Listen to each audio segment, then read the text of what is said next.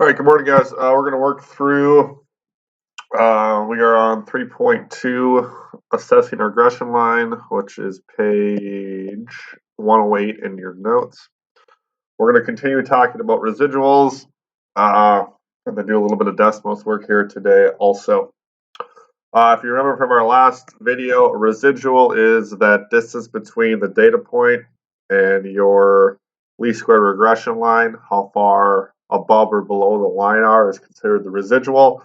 Today we're going to start talking about a residual plot. I'm going to show you how to make that in Desmos. So basically a residual plot is we use residual plots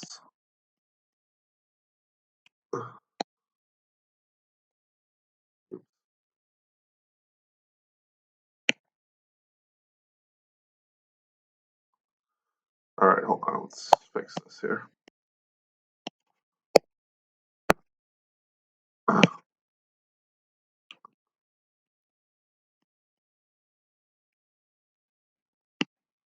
So we use residual plots to determine if the association is linear. So that's kind of our main, oh, I'm in the wrong spot. All right, hold on. Sorry, what happened here? Down on 108. So we use residual plots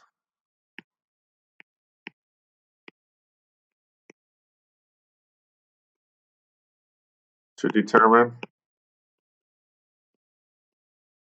if the association is linear. There's also a tool to address form.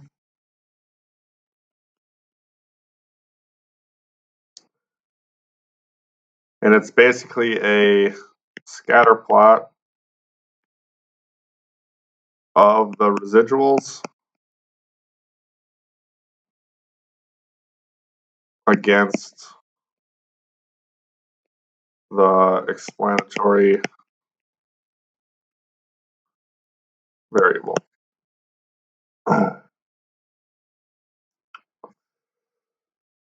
Okay, again, I'm going to show you how to kind of get that up in Desmos.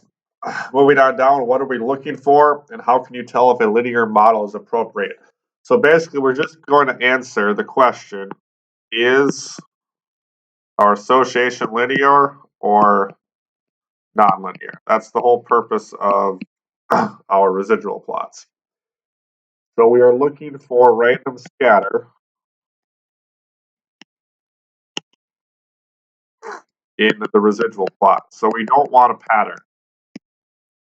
If we have random scatter, we can assume that a linear model is appropriate.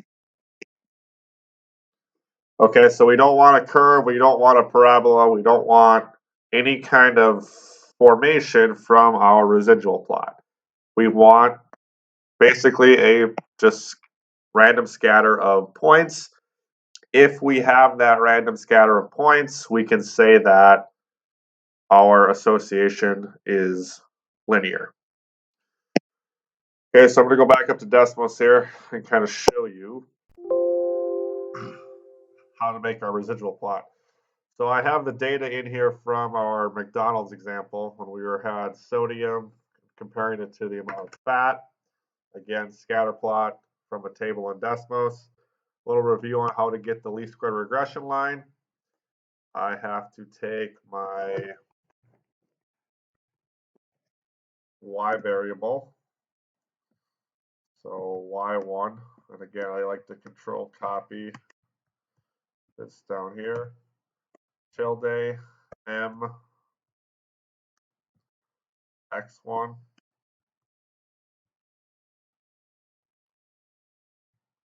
plus b. That's how I get my least squared regression line in there. And that brings up my r value, my m value, my slope, my b value, my y-intercept. and then this R squared statistic that we're going to talk about today, and then residuals. So as you can see right here, you have residuals. If you click plot, two things are going to happen. Up into your table, it's going to give you this column that's E1. These are all the residual values. Okay, so remember the residuals is how far away the data point is away from the least squared regression line. Okay, and then it also is going to make you a residual plot, which is in purple. So these purple points is your residual plot. And you can kind of think of the x-axis here as the regression line. So basically it just takes the green regression line, makes it the x-axis, and then it plots all of these purple points, which are the residuals. Okay, and if you notice you have 1, 2, 3, 4, 5, 6, 7, 7 above the x-axis, which means you have 7 positive, and you have 3 below the x-axis, which means you have 3 negative. And if you look at your chart, you have 3 negatives and you have 7 positives. Okay, so if you ignore the green for a second, here is your residuals. And all you're looking for with the purple dots is to make sure they're kind of randomly scattered. Okay, you don't want them to make a curve, you don't want them to make a parabola, you just want random scatter in your residual plot. If you have random scatter, that proves that your association is linear. Okay, so that's how you kind of get the residuals. You get the actual residual values in the Desmos table, and then it will give you the residual plot if you click this plot button. All right, back to our notes here. Moving on down to this section right here. So it says in the candy grab activity, which we did not do, we started with one variable, number of starbursts, to predict how much candies a randomly selected student would grab. Okay, so we're going to kind of ignore the example because I didn't do it, but I do want to talk about this question. How much better will our predictions be if we used handspan to predict number of starbursts rather than just the mean number of starbursts? And then we're going to kind of talk about two things, standard deviation, which we've talked about all year, and this new R squared value. Okay, so standard deviation, which is S, I'm going to tell you kind of how to interpret it and then how to calculate it. So as far as the interpretation goes, when using the least squared regression line with x equals whatever your x variable is and y equals, we will typically be off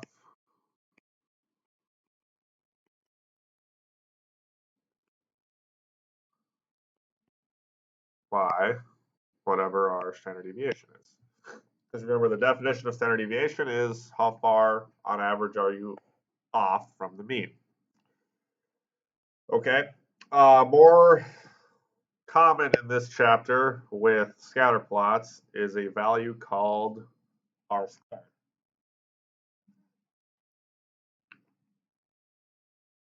So it says instead of comparing the standard deviations, we can also compare the sum of the squared residuals.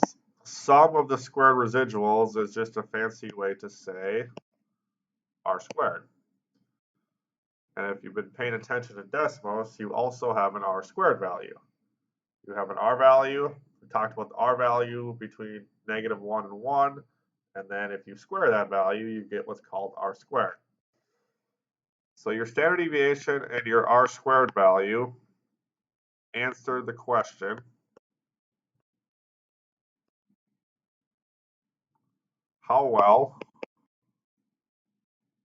does the line fit the data?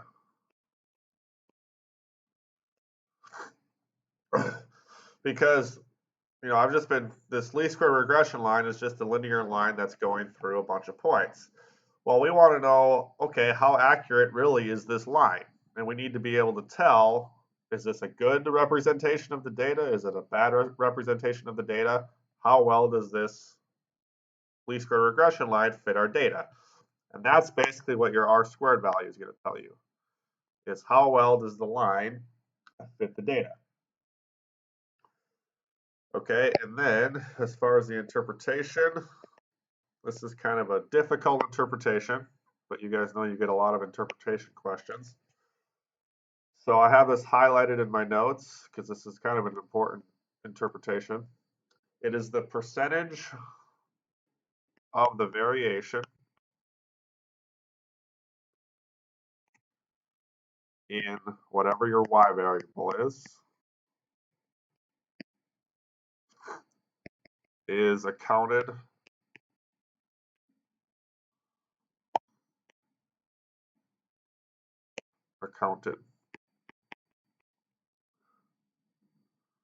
for by the linear model relating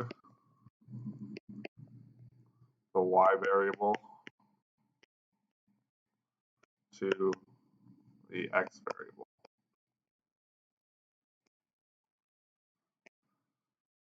Depending upon what these are. So remember, these are going to change every problem. Y variable and your x variable. Okay, so your R squared values from Desmos. So they're going to give you that value. That comes from Desmos. Okay, and again, that is right in your, right here, your R squared value, 0.72 in this case. Okay, so you make that a percent.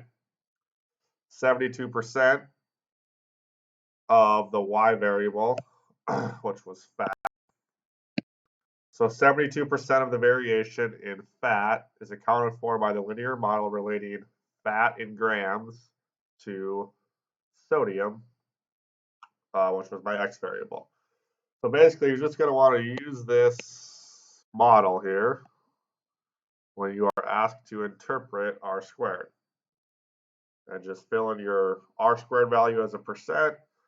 The higher the percent, the better the line fits your data.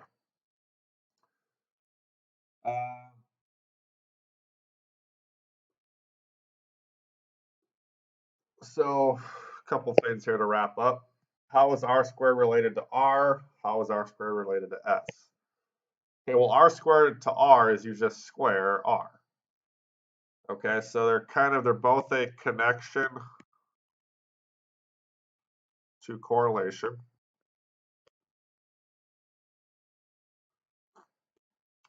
R squared and S both measure how well the least squared regression line fits the data.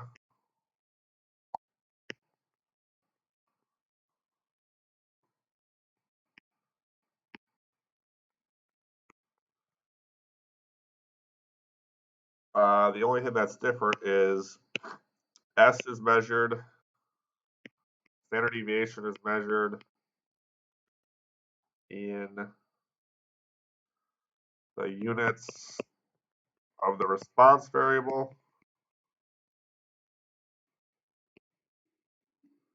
and R squared is on a standard scale.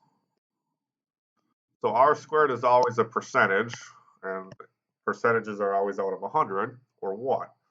So R squared is just a little bit better. It's like z-score. It's a little bit better representation because it's always a percentage, always on a standard scale, and your standard deviation is measured in units of the response variable. And then a little side note, neither address form. So you can't talk about form with R squared or S. Okay, that brings you to homework 60, which is on page 194. And you have 5 problems to work through in homework 60. Okay, also a little FYI, we are not going to do chapter 12. So we are going to stop once we get to the chapter 12 introduction right here. So we're going to stop after page 113 just because we don't need to do chapter 12. So we're going to stop after chapter 3 and kind of go from there. So we have about one more section, probably 2 or 3 days more of notes, and then there's a lot of review stuff throughout here.